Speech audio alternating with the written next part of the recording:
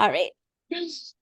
Welcome back to the Shine Within podcast. Elissa has dedicated over 7 years to extensive self-study in trauma-informed sexuality, relationships, and spirituality, participating in numerous workshops, circles, and rituals. She is passionate about empowering others through embodied rituals, intuitive guidance, and cultivating deep intimacy with oneself and others. Elissa advocates for self-responsibility and sovereignty, encouraging people to embrace their challenges as opportunities for growth. Her expertise spans creativity, self-empowerment, and the transformative power of rituals and ceremonies. Elissa is eager to share her unique perspective with those ready to explore deeper connections and personal evolution. Woohoo! Thank you so Woohoo! much for being on my show today. I love all of the topics that we're going to talk about. And the first one we're going to talk about is creativity and magic. Normally I have another virtual Mhm, screen when I'm guesting on podcasts, because I do guest sometimes too. It says, "You are mhm, magic," and in neon, because we are mhm. magic, right? So, Alyssa, I would love for you to go ahead and I want you to explain, how do you integrate creativity and magic into daily practices, and how can these Mm, elements transform someone's personal journey? mm. Oh, where to start? Oh, it's like which thread to pull because you can go down so many different rabbit holes with this. But for me, it really does all come back to deepening into rituals and using those rituals as anchors to anchor me into my creativity, anchor me into the magic that's within inside me, my connecting me to my intuition, my genius, those aspects. And as I'm performing rituals and in these ritual spaces, it just everything just bubbles to the surface so effortlessly. And that's just to me where that magic is really coming from, and how it expresses itself as well. Yeah. And can you actually share an example of a creative ritual that anyone can start today Mm. to tap into their magical potential? Yeah, absolutely. There's a really lovely structure that I love to use. And if you can sort of like imagine a pyramid, we've got at one side of the pyramid is love. And so if I'm sitting down and I'm wanting to like creatively write or do something creative from that perspective, or create something, what is it that I want to create? What is it that I'd love to create? And I can sit in the energy of what that is. And then when I'm really juiced up with what it is that I would love, I can then go to the other end of the base of the triangle, and that's the truth. So where am I now? What is the truth in relation to what it is that I want to create? And it might include things that, I might not feel good enough. I don't have the capacity to do this. But it also includes the things that you do the capacity for. And you're really just sitting in and looking at the truth of just how it is. It's not right or wrong, it's not good or bad. It's just how it is.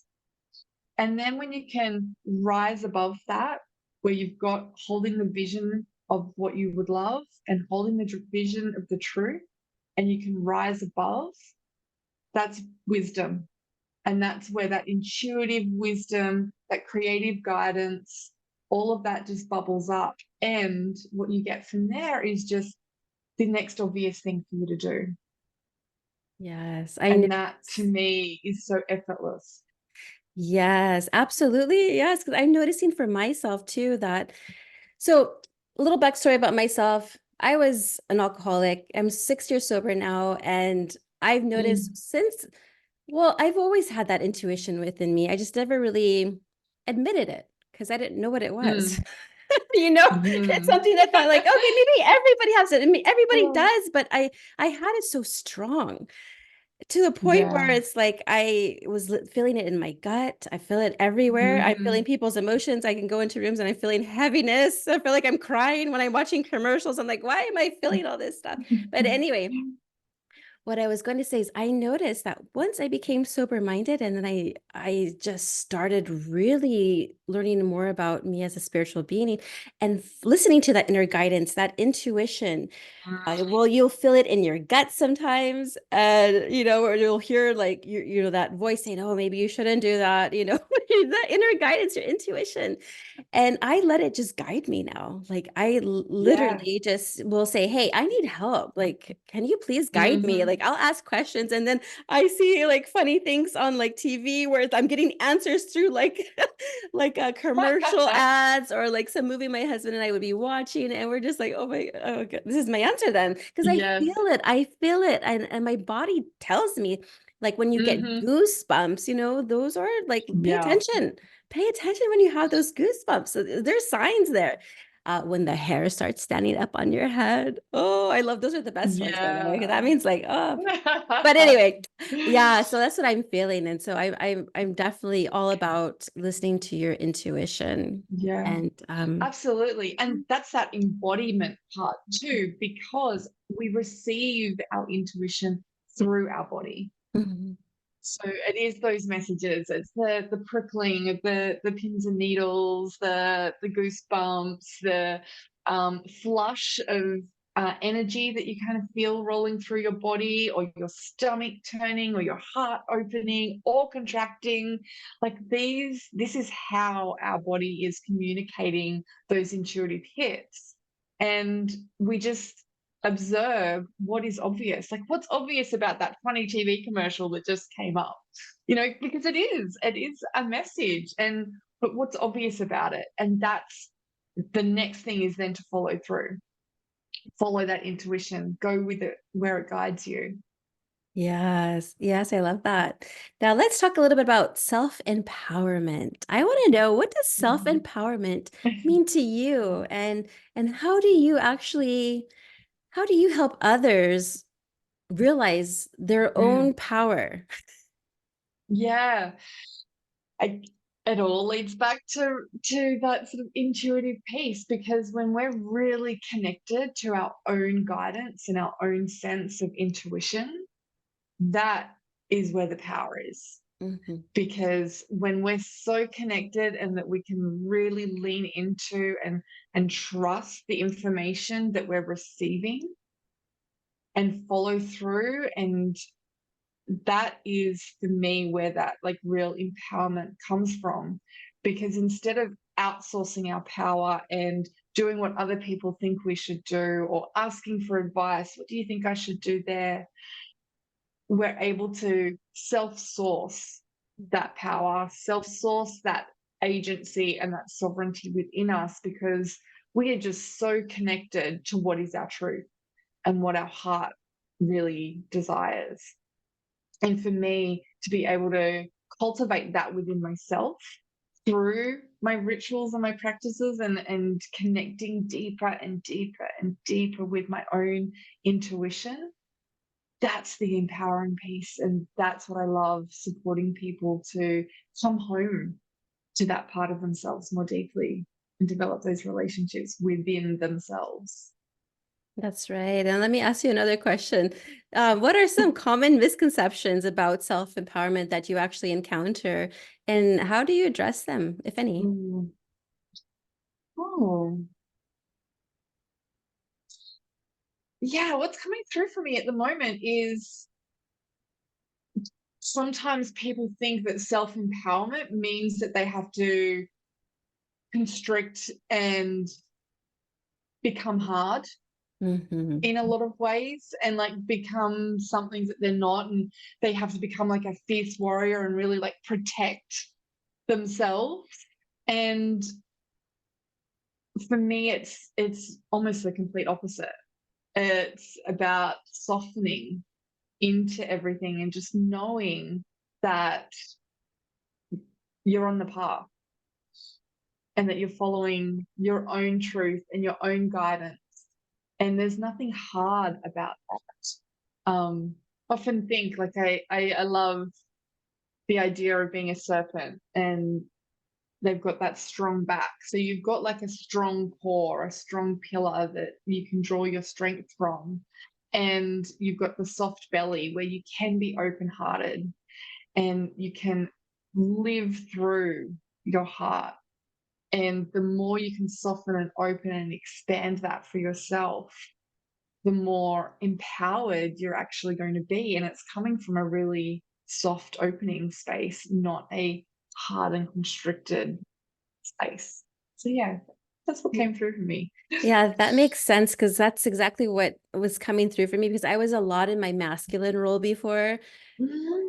Yeah. I mean, I feel like I had to pay the bills. I had to do this. I was like, hustle Yeah. grind. Let me like go full throttle and just burn out, right? And then, Exactly. To be empowered, yeah, I've got to be like myself and away yes. from and separate. Yeah. And it was tearing me down, and even in my relationships too.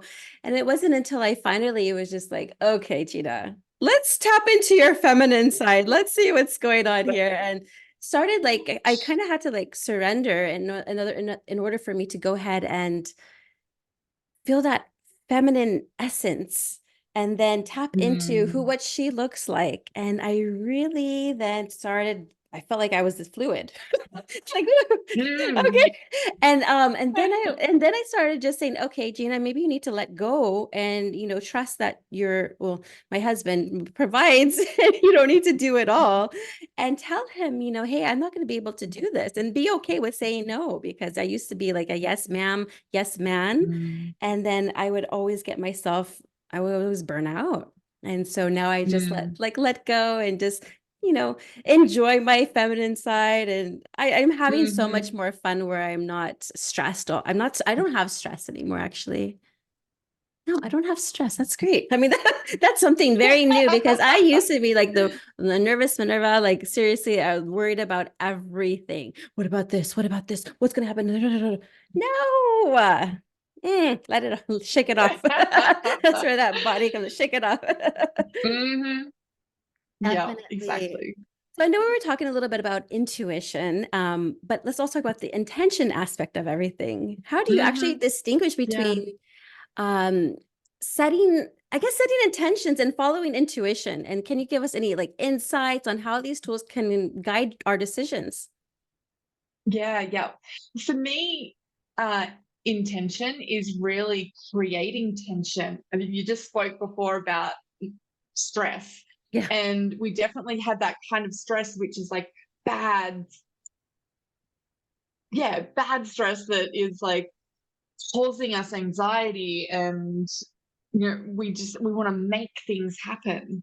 But when we can actually create tension that is more creative, it allows us to create this sort of distance between the thing that we love and the thing that we want to create, and actually having it. By actually creating that tension, tension loves to be resolved, and Mhm. tension seeks resolution, and it will do it by the easiest path possible. So when we can create creative tension, it actually makes it so much easier for our intention to manifest, and we are creating, literally creating our reality through.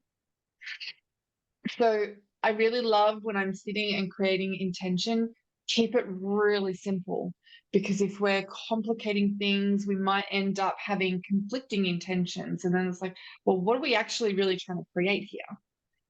So if we can keep everything as simple as possible, and for me, it really does just come down to choosing to be of service to my highest perspective, or my soul, my heart, whatever, my God aspect, the divine part of myself, whatever that is for you, choosing to be in that higher service, and then choosing to get the end result of what it is that I want to create. Don't need to know how I'm going to create it, because the tension is going to sort that out for me. All I need to do is know the end result of the thing that I want, and anchor myself in the energy, the embodiment, like what would it feel like in my body to have that end result? And then if I'm anchoring in there, then I'm just going to be pulled through that path of least resistance. And the obvious things. I don't have to make anything happen. It's not stressful. I don't have to make anything. All I have to do is just follow what's obvious. So there's no this is like there's nothing to do, but there is action to take, if that makes sense in that Yeah. regard. Yeah.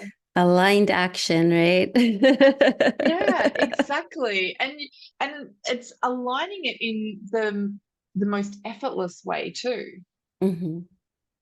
which I Yeah. think is, who doesn't want to create effortlessly? Yes, keep it simple. And that's so true. Like here, Yeah. our mind can start overthinking and making things so much more complicated when really you could just keep it simple. And I think about, I don't know if you have it over in Australia, but here we have what's called In-N-Out Burger, and it's like a fast food restaurant, but this menu is so simple. It's like one, two, three. That's it. You get a burger, a double burger, a cheeseburger, or something. It's so simple, and then that place is constantly busy. There's always a line. The drive-through line Yeah, is like out of the freaking parking lot of the place, and so exactly. keep You don't it have to make a simple. decision. It's like boop, boop, boop. And that's just an example. Like, yeah, so it is best to always keep Yeah, things simple. Yeah, I love that. yeah, yeah. Don't Yeah, overcomplicate it. totally. Now, you've also spoken about transformation as an evolution. Can you actually go Hmm. ahead and expand on this concept and how you've witnessed transformation in your own life, or those who you actually Mm. work with? Yeah, yeah. Yeah. So, hmm. What one really kind of tangible thing, because I do work a lot with rituals. Sometimes when people first think of a ritual, they're like, oh, I need to have like all these special tools and I need like half a day to sit and, be in this like space. And it's just simply not, well, it can be, and it can be beautiful and nourishing to be in that kind of space. And it can be really simple as well. So one of these evolution pieces, I work a lot with candles because I'm just really connected with. But to start with, at the beginning of my journey in this evolution process is, I was just grabbing old birthday candles that are, sitting on top of the fridge. And I would go and buy like a pack of 100 little tea light candles for $5 because that's what I could have access to really easily. But that evolution has changed now, where over time, I now just almost exclusively buy beeswax candles. And I just love them. They're like ethically sourced, they're no chemicals. They're just really beautiful.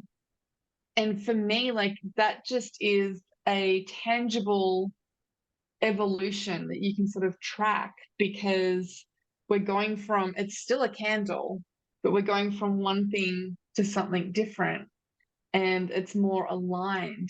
So I feel like our personal evolution can kind of be the same thing, where at the beginning we have this maybe like a behavior that we're identifying, and this is what we're using to cope with a certain situation in our life. But we'll go through these evolutions and changes to try and deal with it in a healthier way, and for it to be more heartfelt and more aligned and open. And when we do that, we can see the evolution that we're going through and track those changes. So it's a really, like, we're never going to be who we were. And every day we are someone different. And over time, these evolutions and transitions, like they happen. So, what can happen sometimes with intimate relationships, people think that we're still back here because they know us then and they were safe then. But we've gone off and we've changed, and they're not quite sure how they fit into our lives now because that we've changed. And sometimes that can be difficult for other people. So, really trying to just acknowledge that, yeah, I am actually a different person. I have evolved, I have changed, and I'm going to continue to change. Like who I am now is going to be different to who I am going forward. whether it be tomorrow or days, weeks, years, decades.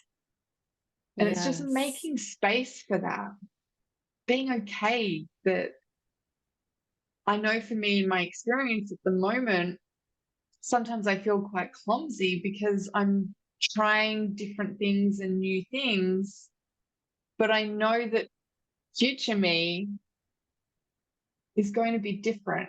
And it's okay that I have a belief about something that might be look like this now, because it'll evolve and change as I gain more wisdom and more life experience and am able to experience the contrast that life has to give me too. And I learn more about what I like and what I don't. Yeah, And that absolutely. goes in that mix of evolution. Yes, I remember. Well, one of my rituals, I have a morning ritual. And sometimes it varies depending on how I feel because our body is different every day, like you Hmm. said. And so Absolutely. I love my morning ritual. I haven't been using candles as much lately, but I do have them here just in case. I do. I have them because I do love it's just something about candles. And I'm also in the spa business and massage therapy. And so of course there's Mm, going to be some low light, but we use batteries and stuff. It's at a yeah. hotel, that's why. And so but it just brings like a nice ambiance, like, and you just feel Mm, completely different. I remember one time when I was setting up my massage room. This is because I work also at the Four Seasons. I've been there many years. I only work there 1 day a week now. 17 years I've been there at the spa. what? I know it's a long time. I still am there. But I remember I was going to go ahead and set up the room. It was a couple's room. And I was like going to put my Himalayan stone lighting there. I was having it all like organized and beautiful and just putting the candles different areas. Of course, they're battery candles, like I was mentioning, but it has that little like flame that kind of Yeah, goes the like flicker. this back. Yeah, exactly. It'll make it look like a real candle.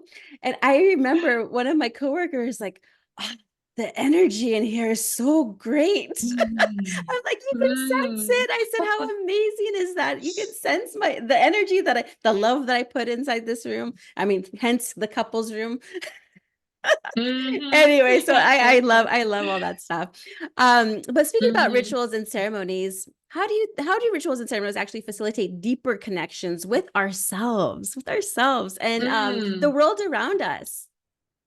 Yeah, I feel like any activity can actually become a ritual, and all you need to do, let's take a morning cup of coffee Yeah. or tea. I'm not a coffee drinker. I love my tea. And again, this is another evolution for me as well in terms of my own journey.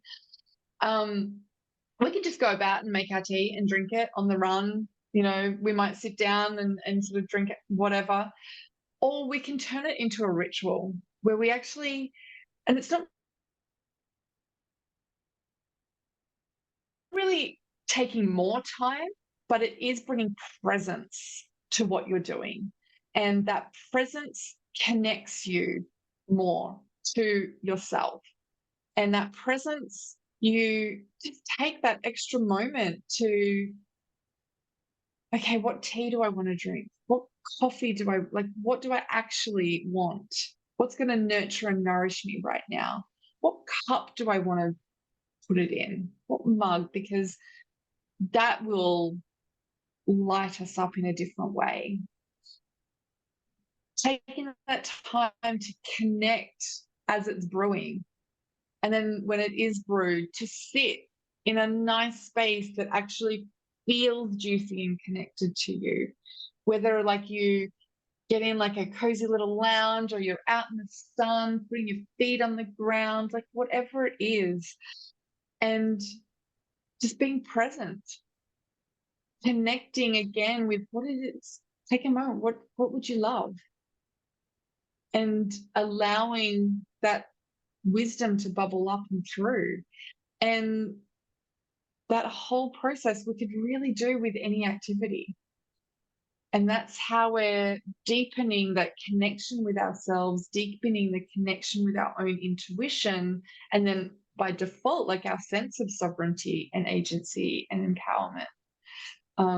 Like I said, we could create a ritual out of any activity. I love my tea now, and I have all sorts of different teas. So I'll choose a different tea for, what it is that if I'm going to sit at my desk and work, or if I'm going to sit and write, or if I'm going to, if I'm just relaxing and reading a book, like, I'll choose different teas for different things. I love the shower is another amazing place. I think the showers are portals. You literally do just like walk into them.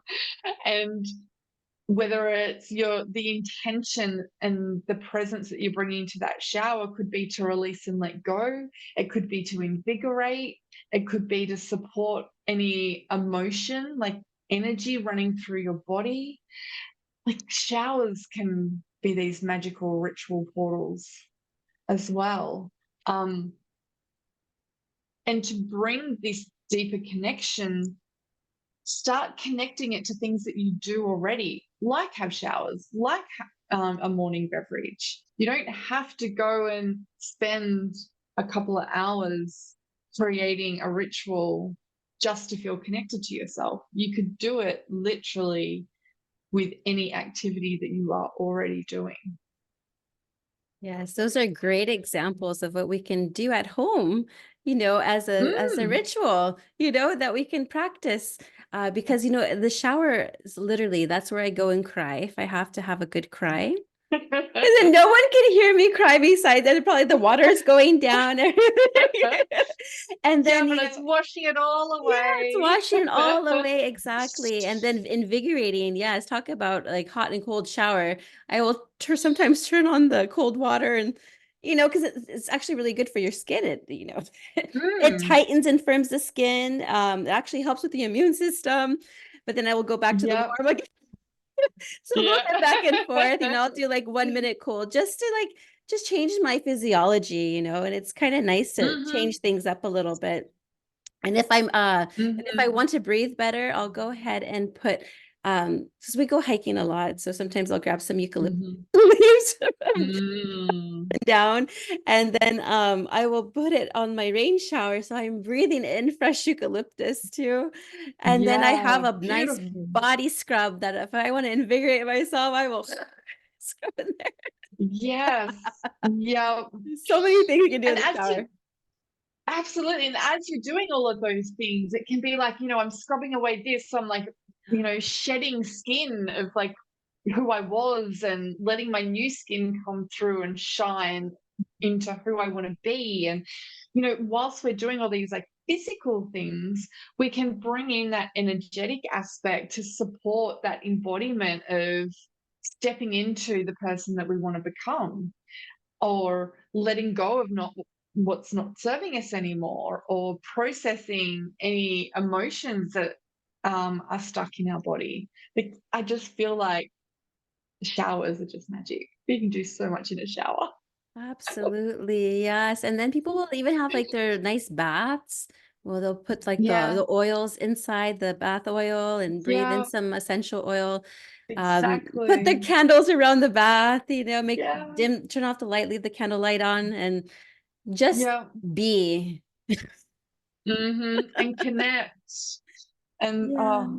and I know, like, as a woman who's very connected to my own cycles as well, different times of my cycles I will nourish myself and my body in different ways to really support that as well, which is connecting me even more and like deeper and deeper and deeper. So that's another beautiful way that I love to connect with my own cycle and my own being too. Yes, because our cycles we're different every week until then we hit our menstrual cycles. Someone told me before. I was like, oh Yeah. yes, that lovely thing. But because sometimes I'm tired, literally the week before, and then I'm energized right afterward, and I have to Yep. give myself grace and compassion because I noticed that. Okay, Gina, you don't have to like clean the whole house. Just relax a little bit. Rest, take some rest during those times, when your body's wanting to rest. It lets you know. Exactly. It shuts you Yeah. down. And it's actually at those times too that we do become more intuitively receptive as well. It's like the veils between the worlds become a little bit thinner. Mm, So when your body's inviting you to slow down, it's inviting you to open and receive. And like that's a really great time to be journaling, to be mm, receiving like spirit guidance or any of those rituals that you might like to connect with. And you'll find that the richness that comes through just has that different quality about it as well. And then, like you said, after we come through our bleed, you're invigorated and you've got this like springtime energy. Like that's the time to go out and be social, to book in the podcast episodes and interviews and catch up with girlfriends and socialize. And then as we're coming back over ovulation and then down through into that deeper time again, yeah, the invitation is to slow down and to reconnect and reassess. It's a beautiful cycle. yes. Now, this is how we tap into our feminine side here. See, it sounds so beautiful. Mhm. Everything that you're describing, it's like, oh, that's right. We have to love Yeah, our it's body. powerful.